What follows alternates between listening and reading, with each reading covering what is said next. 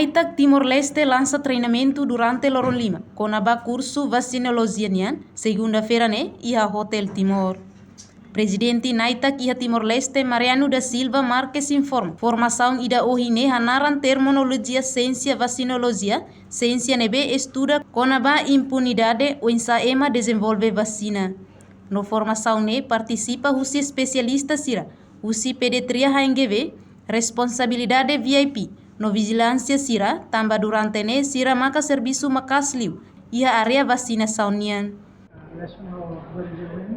Formação e terminologia ciência de vacinologia.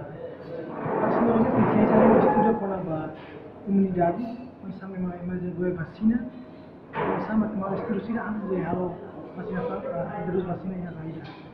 Então, os dois batem terus. Vaksin pesan bem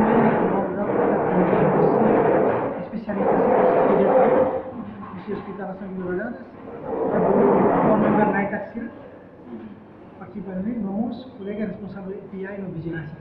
Ama durante no sira no hamisha serviço marcado relacionado à vacina. Sebenarnya sira aprende usira ini de asata sini vacina. Termos para decisão, vai entrar entre os vacinas. Essa gente nós não pergunta entre os vacinas SPV ou entre os vacinas rabies. Só que naquele princípio base de vacinologia raci, cada vacina nem função mais saja, nem asa nem imunidade.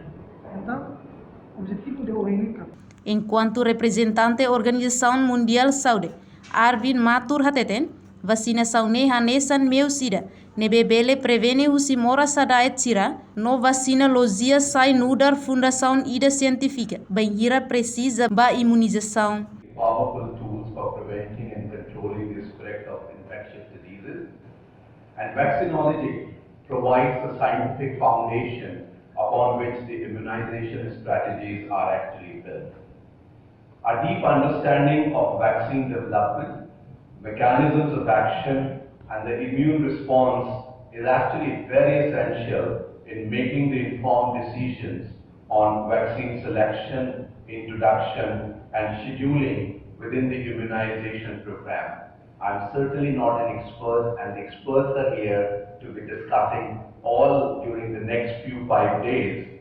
But what I know that a thorough grasp of vaccinology would help also in building trust and fostering the community engagement through the effective communications with diverse stakeholders, importantly in addressing the vaccine hesitancy and implement strategies to maximize coverage, especially to ensure no one is left behind. Nunemos vice-ministro para fortalecimento institucional saúde, José dos Reis Magno considera formação vacinologia é importante.